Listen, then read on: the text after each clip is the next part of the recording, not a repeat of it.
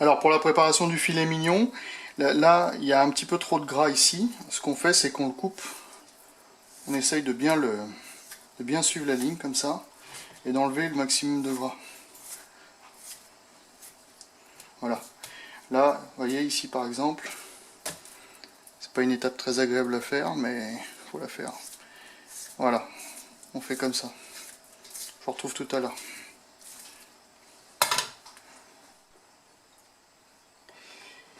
Alors, dans un premier temps, on va saisir le filet mignon. Donc je fais un petit mélange d'huile. L'huile commence à être bien chaude, j'incorpore le beurre.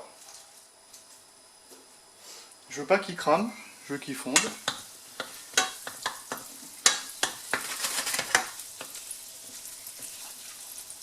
Alors, le principe des poêles en inox, comme celle-ci, c'est qu'elle accroche. Alors, à première vue, c'est pas très pratique peut-être, mais en fait, le fait qu'elle accroche, ça accroche aussi les sucs de cuisson. Et les sucs de cuisson vont me servir après pour faire ma sauce d'accompagnement. Comment dirais-je, je vais les déglacer, ça donnera plus de caractère, plus de goût à ma sauce. Là, je peux mettre mon filet mignon, que je vais saisir, marquer assez fort sur toutes les faces. On va le laisser marquer un petit peu. Je ferai revenir les oignons, les échalotes un petit peu dedans pour pour les faire suer un petit peu. Et je mets tout dans la papillote, les épices, sel, poivre, et ça sera parti en cuisson. Là, il y a du sucre qui commence à accrocher, là ici, là. C'est ce qu'on veut.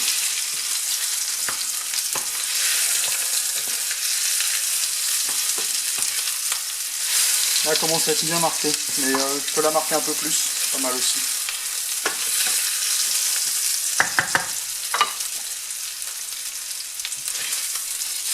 Voilà. Là, elle commence à être marquée.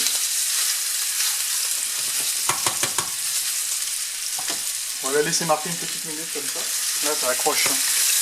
C'est vraiment ça qu'on veut. Hein. C'est le but. Donc oignons, échalotes ciselées, je vais les mettre un petit peu là, pour les faire suer un petit peu. Là, ma viande, je vais la retourner encore pour la marquer encore sur une face supplémentaire. Voilà. Pour la viande, c'est bon, la réserve.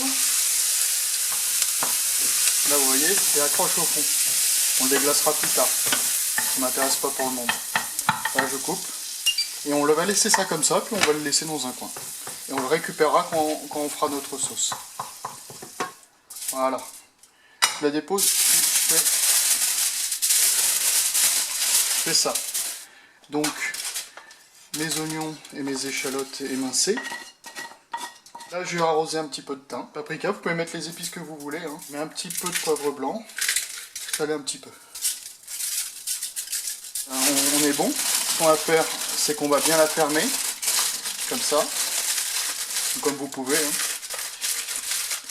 Voilà, et là j'en remets une deuxième, je fais un renfort ici. Voilà.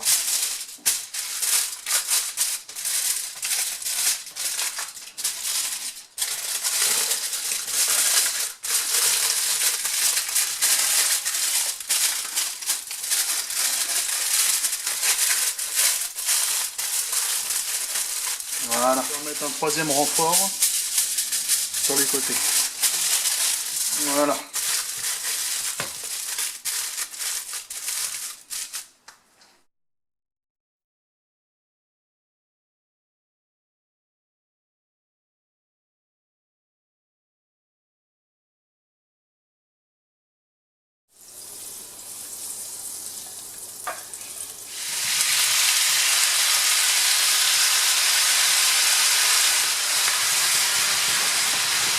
Là, je vais les faire sauter un petit peu.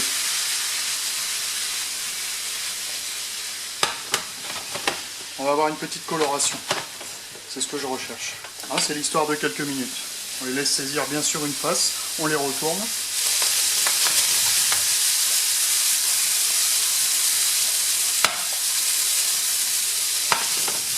Voilà, on a cette coloration là, ici là, c'est dû à l'amidon en fait, qui coagule.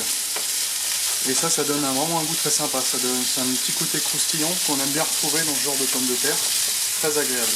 Je vais les laisser saisir encore un petit peu. J'aime bien quand elles sont bien colorées. Si vous les voulez moins colorées, là vous arrêtez. À ce moment-là, j'ai assez de coloration. Et là, je vais les réserver, je les garde de côté. Je vais enlever la papillote. Il y a un petit peu de sauce. On va récupérer. Voilà. On va récupérer les oignons et les échalotes bien cuits. Voilà. Et on va le laisser au chaud dans sa papillote, le temps qu'on fasse la sauce. Ça, on réserve. Alors, on va passer à l'étape de la sauce. Là, donc, je récupère ma poêle de tout à l'heure, où il y a les sucs de cuisson qui sont bien accrochés. Je vais mettre donc mon mélange d'échalotes et d'oignons que j'ai récupéré. Je vais baisser un petit peu parce que là c'est un peu fort. Voilà. Là, ça va déglacer déjà partiellement. Là, je vais mettre tout de suite mes champignons. Et ils vont finir le boulot. Voilà.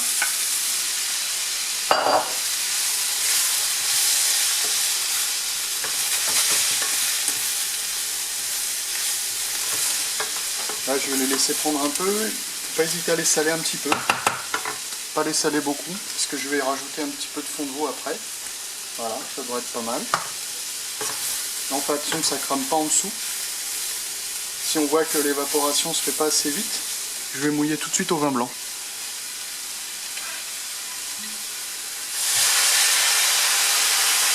Environ 10 centilitres. Et là, je décolle bien les sucs. Les sucs que vous voyez ici. Il faut bien les décoller. Là, en même temps, les champignons vont fondre, vont réduire. Là, je peux bien réduire comme ça. Et là, ça a amorcé un petit peu l'eau des champignons. Donc, du coup, je vais avoir en plus l'eau présente dans les champignons qui va permettre de déglacer le reste, en fait. Vous voyez, tac. Donc là, il faut bien tout décoller.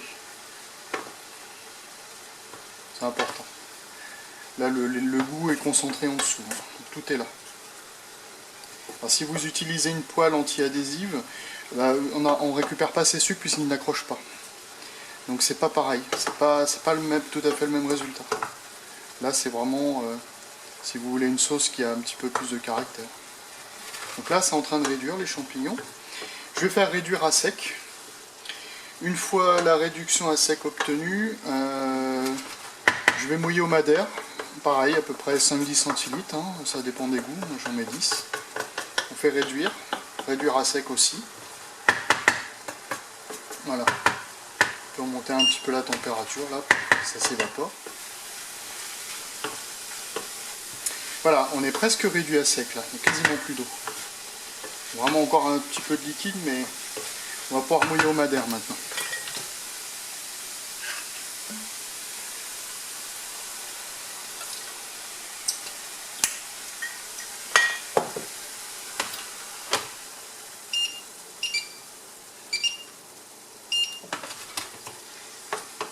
Là on est bien.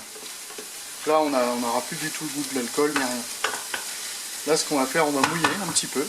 Donc j'ai mis 300 ml, mais on n'est pas obligé de mettre tout. Hein. Ce qu'il faut, c'est regarder un petit peu. À peu près comme ça. Voilà. Et là, ce qu'on va mettre, on va même en mettre un peu. Alors si vous mettez plus d'eau, c'est pas très grave. Ça fera juste qu'il faudra faire réduire un peu plus longtemps. Si vous en mettez pas assez, bon, c'est pas... Ce qu'il faut en fait, c'est obtenir cet aspect-là. Là, je mets mon fond de veau. J'attends que ça remonte un petit peu en ébullition. Je pense que ça va être assez rapide avec l'induction, c'est rapide.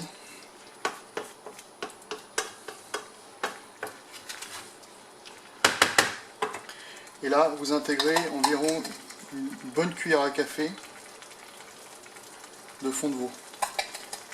Une et demie. Là, vous mélangez bien l'incorporer. Faites des petits tourbillons comme ça. Ça s'incorpore bien en général. Et là, ce que je recherche, c'est un effet sirupeux. L'effet sirupeux, je vais vous montrer ce que ça fait. La claque, ça incorpore bien le fond. Je descends un peu la température, je trouve que c'est un petit peu fort. Là, c'est encore liquide. quand ça donne un effet sirupeux, je peux crémer à ce moment-là. Je prépare ma crème, je la secoue un petit peu, je l'ouvre. Voilà. Environ 20 centilitres. C'est une question de goût aussi. Ce que vous pouvez faire, c'est réajuster. Si vous voyez que ça manque un petit peu de crème, on peut en rajouter. Il faut toujours goûter en fait, savoir à peu près où on en est. Il n'y a pas de... vraiment de science exacte, ça dépend de plein de paramètres. Donc là, on a presque un effet sirupeux, là, on est presque bien.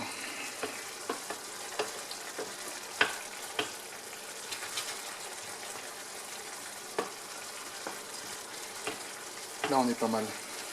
Ça commence à être bien, là. Ça met un peu plus de temps à arriver. Alors la crème, quand vous la mettez, il faut monter la température, enfin là déjà forte, mais elle va monter, ça va mousser un peu, et là on la baisse tout de suite, on la laisse pas brûler trop longtemps. Vous voyez là, j'ai un effet un peu sirupeux. Ça commence à être bien. Je peux réduire encore un tout petit peu. Peut-être encore 20 secondes, ça devrait être bien, je pense. Ouais, là c'est pas mal.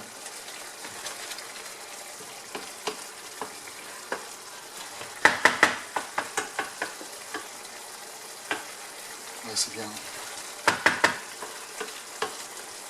Ça commence à être bon. Là, la partie sauce, c'est la partie peut-être la plus délicate, puisqu'il faut être vraiment attentif. Voilà, là c'est pas mal. Et là je crème. Voilà. J'ai environ mis 20 centilitres, hein, un petit peu moins, peut-être 18, je sais pas. Là, je vais monter on va laisser bien la température monter, on va bien incorporer la crème. Alors j'ai choisi une crème entière, fluide. J'aurais pu prendre une semi-épaisse. La fluide, bon c'est bien aussi. Ce qu'on va faire, c'est qu'on va la faire réduire encore un petit peu. Donc là, on va monter la température volontairement. J'ai envie qu'elle mousse un peu, qu'elle monte un peu fort comme ça. Faire attention qu'elle ne crame pas en dessous.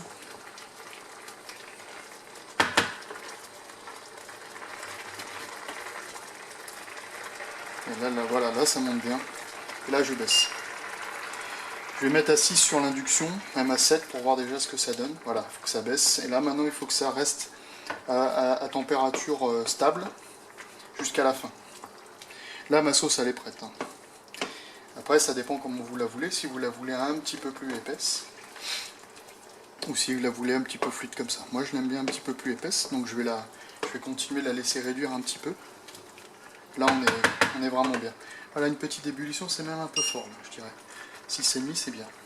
Le test ultime, vous plongez le dos d'une cuillère comme ça et vous faites un trait. Si le trait il reste, c'est qu'elle est prête. Ça donne l'occasion de la goûter aussi. Vous pouvez réassaisonner à ce moment-là, là je vous garantis qu'elle est bien rehaussée. Je n'ai pas besoin de rajouter ni sel ni poivre. Hein.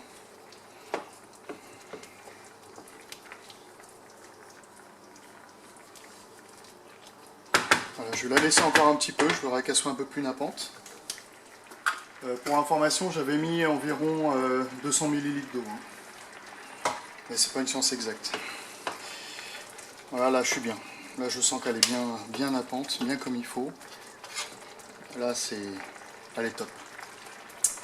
Elle est vraiment top. Elle a le goût que je veux. Là on peut arrêter. Alors voilà, j'ai sorti la viande du papier d'alu. Je l'ai découpé en fines lamelles. Donc là il est bien comme il faut, il est légèrement rosé, ce que j'aime. J'ai mis les petites patates autour que j'ai cuit tout à l'heure. Et là, je vais napper de sauce. Donc la sauce, je l'ai préalablement réchauffée un petit peu. Et là, voilà, on dispose comme ça.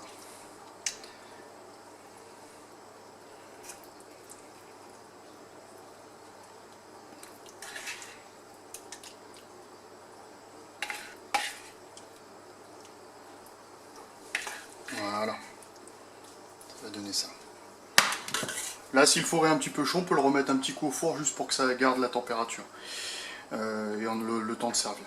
Voilà. Je vous dis à bientôt.